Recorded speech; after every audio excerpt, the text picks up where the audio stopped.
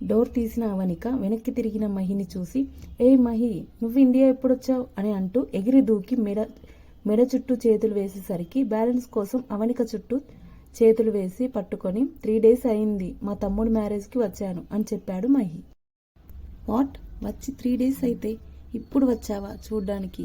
పైగా మీ brother marriage అని కూడా చెప్పలేదు అని అంది అవనిక అలిగినట్టు మొహం పెట్టి. ఇంతలో ఒకతను బయటికి వచ్చి, ఓకే అవి, నేను తర్వాత కలుస్తాను, బాయ్ అని చెప్పాడు. బాయ్ అని అంది అవనిక చెయ్యి ఊపుతూ.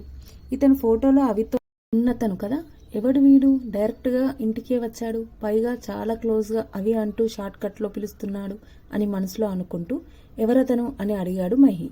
అతను ఫిలిం డైరెక్టర్ అని చెప్పింది అవనిక. ఇక్కడేం చేస్తున్నాడు అని అడిగాడు మహి.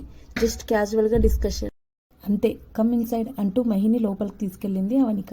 ఇద్దరు మాటల్లో పడి చాలా టైం స్పెండ్ చేశారు. తమ్ముడి పెళ్లికి ఇండియాకి వచ్చానని చెప్పాడు, కానీ ఆ పెళ్లి ఆగిపోయి తన పెళ్లి అయిందన్న విషయం అవనికకు మహి చెప్పలేదు. రెస్టారెంట్ నుండి ఇంటికి వెళ్తూ రూమ్కి వెళ్ళి తన కార్ ఇంకా కొన్ని వస్తువుల్ని తీసుకొని ఇంటికి వెళ్తూ శృతి ఫోన్ చేసి తను అంతకుముందు ఉంటున్న ఫ్లాట్ని ఖాళీ చేయించమని చెప్పింది మను. సరే మను, నీకు కావలసినవి తీసుకెళ్ళు, ఇంకా ఏమన్నా ఉంటే నేను మా ఫ్లాట్కి మార్పించి ఓనర్కి చెప్తాను, ఎవరికన్నా ఇచ్చుకోమని అని అంది శృతి. ఇంకా నాకేం అవసరం లేదే, ఖాళీ చేసేయి అని చెప్పేసి ఇల్లు రావడంతో కార్ పార్క్ చేసి సామాన్ తీసుకుంటూ వాటి వైపు చూసింది. అన్నీ ఫనీ జ్ఞాపకాలే, ఎందుకు వాటిని తెచ్చుకుందో తనకే అర్థం కావడం లేదు, కానీ తెచ్చేసుకుంది అంతే. చేతిలో సామాన్తో కష్టపడుతూనే ఎలాగో కీస్ తీసి డోర్ ఓపెన్ చేసి లోపలికి వెళ్ళి డోర్ లాక్ చేసుకొని తన రూమ్లోకి వెళ్ళింది.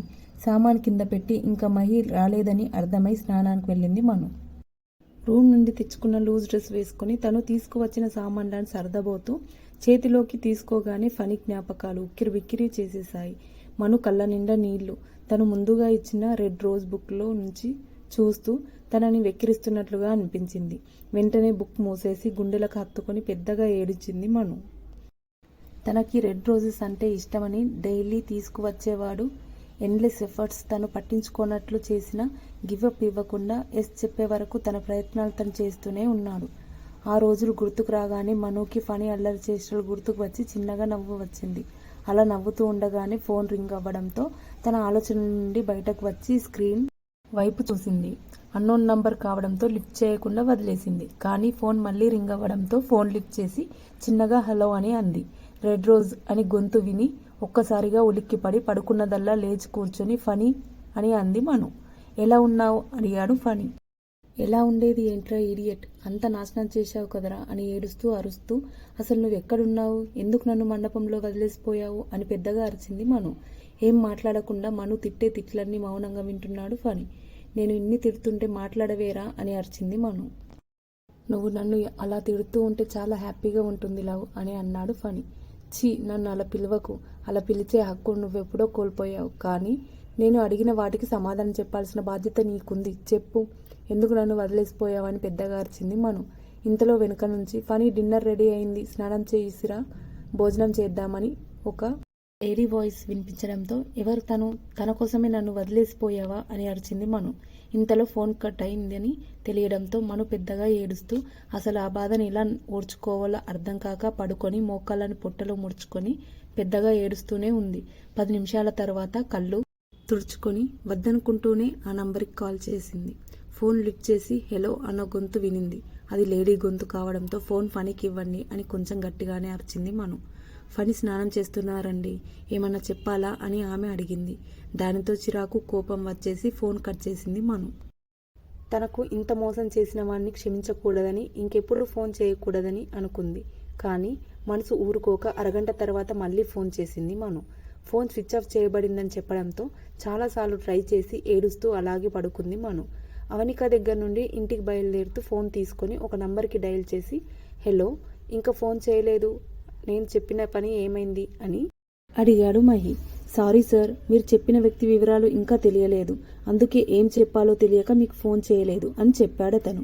అరే, అలా ఎలా తెలియకుండా ఉంటుంది, ఉన్నట్లుండి అలా ఎలా మాయమైపోతాడు, ఒక మనిషి ఆచూకీ కనుక్కోలేకపోయారు, పేరుకు మాత్రం పెద్ద డిటెక్టివ్ కంపెనీ, దేనికి మూసుకొని ఏదన్నా వేరే పని చేసుకోండి, మాట ఏమన్నా మిగులుతుంది అని కోపంగా అన్నాడు మహి. సారీ సార్ అన్నాడు అవతల వైపు వ్యక్తి. నీ సారీ తీసుకెళ్లి చెత్తకుండిలో వెయ్యి, ముందు పని చూడు అని ఫోన్ కట్ చేసి ఏమైపోయావు ఫణి, నువ్వు కనిపించకుండా పోయి నా లైఫ్ని నరకం చేసేసావు. ప్రేమించిన అమ్మాయిని పక్కన పెట్టుకొని మనశ్శాంతిగా తన ప్రేమని ఆస్వాదించలేకపోతున్నాను. మనసులో ఏదో తప్పు చేస్తున్నాననే గిల్టీ ఫీలింగ్ నన్ను తినేస్తుంది. అలా అని నేను అవనికని వదల్లేను. నా వరకు నాకు మను నీ లవర్, ఫియాన్సీ అంతే. అంతకు మించి నాకు ఏ ఫీలింగ్స్ లేవు, రావు కూడా అని అనుకున్నాడు మహి. ఇంటికి వెళ్ళగానే కార్ పార్క్ చేసి తన దగ్గర ఉన్న కీస్తో డోర్ ఓపెన్ చేసుకుని లోపలికి వెళ్ళి తన రూమ్లోకి వెళ్ళిపోయాడు. మను ఉందో లేదో కూడా పట్టించుకోలేదు. ఇక్కడ మను కూడా మహి వచ్చాడా లేదా, తిన్నాడా లేదా అని పట్టించుకునే స్థితిలో లేదు. తన బాధలో తను మునిగిపోయింది. ఇద్దరూ భోజనం చేయకుండానే చెరొక రూంలో తమ అసహాయ పరిస్థితి తలుచుకొని వారి దురదృష్టాన్ని తలుచుకొని తిట్టుకుంటూ పడుకున్నారు. సమయం ఎవరి కోసమో ఆగనన్నట్టు తన పని తను చేసుకుంటూ పోయింది. మను తనని తాను సంభాళించుకొని 6 గంటలకు లేచి రెడీ అయి బయటకు వెళ్ళింది. తను బయటకు వెళ్ళిందో లేదో డోర్ తీసుకుని లోపలికి వస్తున్న మహిని చూసి ఏం మాట్లాడకుండానే కిచెన్లోకి వెళ్ళింది. జాగింగ్కి వెళ్ళి వస్తూ మనుని చూసి తనకేం సంబంధం లేదన్నట్లుగా డైరెక్ట్గా తన రూమ్లోకి వెళ్ళిపోయాడు. ఇద్దరూ పరిచయం లేని వ్యక్తులు రూమ్ షేర్ చేసుకున్నా ఇంతకంటే బాగానే మాట్లాడుకునే వాళ్ళేమో. కానీ వీళ్ళు మాత్రం ఒకరితో ఒకరు పని లేదన్నట్లుగా నీ పని నీది నా పని నాది అన్నట్లుగా ఉన్నారు. మను టిఫిన్ రెడీ చేసి టీ పెట్టి తను తాగేసి డైనింగ్ టేబుల్ మీద సర్ది తను రెస్టారెంట్కి వెళ్ళడానికి రెడీ అయింది. ఆఫీస్కి బయలుదేరుతూ డైనింగ్ టేబుల్ మీద సర్దిన డిషెస్ వైపు చూశాడు గాని తినకుండా వెళ్ళిపోయాడు మహి.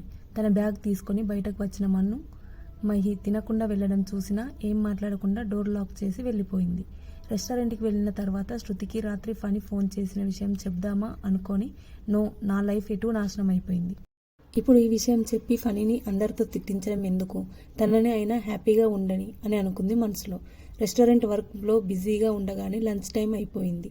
అక్కడ లంచ్కి వచ్చిన తన వైపు చూసి స్మైల్ ఇవ్వడం చూసి వీడేంటి నన్ను చూసి నవ్వుతున్నాడని మనసులో అనుకుని వెయిట్ ఇతన్ని ఇంతకుముందు ఎక్కడో చూసినట్లుందే, ఎక్కడ చూశాను అనుకోగానే సూపర్ మార్కెట్లో నేను గుద్దింది తన్ని, పేరేదో చెప్పాడు, నిఖిల్, ఎస్ నిఖిల్ అని చెప్పాడు అనుకుంటూ అతని వైపు వెళ్ళి మీరు నిఖిల్ కదూ అని అంది మను. ఓహో, నా పేరు బాగానే గుర్తుపెట్టుకున్నారు, అసలు విన్నారో లేదో అనుకున్నాను అన్నాడు నిఖిల్ నవ్వుతూ. ఐఎమ్ సారీ అండి, ఆ రోజు నా ధ్యాస ఏటో ఉండి పొరపాటున మిమ్మల్ని గుద్దాను అని అంది మను. అయ్యో ఇట్స్ ఓకే మేడం, నేను ఆ విషయం ఎప్పుడో మర్చిపోయాను. లంచ్కి వచ్చేసరికి సడన్గా మిమ్మల్ని చూసి ప్రపంచం ఎంత చిన్నది అని గుర్తు వచ్చి నవ్వాను అంతే అని అన్నాడు నిఖిల్ అందంగా నవ్వుతూ. నిజమేనండి, ప్రపంచం చాలా చిన్నది, అందులో మన జీవితం ఇంకా చిన్నది. ఉన్నప్పుడే నచ్చినవి తినాలి, నచ్చిన చోట తిరగాలి అని అంది మను. ఆహాహా, బాగా చెప్పారు అని నవ్వుతూ మీరు ఇక్కడ అని అడిగారు నిఖిల్. ఇది మా రెస్టారెంటేనండి, మీరు మీ ఫుడ్ని ఎంజాయ్ చేయండి. ఫుడ్ టేస్ట్ నచ్చితే అప్పుడప్పుడు విజిట్ చేస్తూ మీ ఫ్రెండ్స్కి రిలేటివ్స్కి కూడా మా రెస్టారెంట్ గురించి సజెస్ట్ చేయండి అని అంది మను. తప్పకుండా మేడం అని అన్నాడు నిఖిల్ మొహం మీద నుంచి స్మైల్ మిస్ కానివ్వకుండా. థ్యాంక్ యూ అండి అని అక్కడి నుండి వెళ్ళిపోయింది మను. అయితే ఇక నుంచి మనం 5 స్టార్ హోటల్స్ మానేసి ఈ రెస్టారెంట్ చుట్టూ తిరగాలన్నమాట. ముందు మా మేనేజర్కి థ్యాంక్స్ చెప్పాలి, లంచ్ ఇక్కడ ఫిక్స్ చేశాడు అని అనుకున్నాడు నిఖిల్ మనసులో నవ్వుకుంటూ. తర్వాత ఏం జరుగుతుందో నెక్స్ట్ ఎపిసోడ్లో చూసుకుందాం. మీకు ఈ వీడియో నచ్చినట్టయితే లైక్ చేయండి, షేర్ చేయండి, సబ్స్క్రైబ్ చేసుకోండి. పక్కనే ఉన్న బెల్ ఐకాన్ని క్లిక్ చేయండి. Thank you.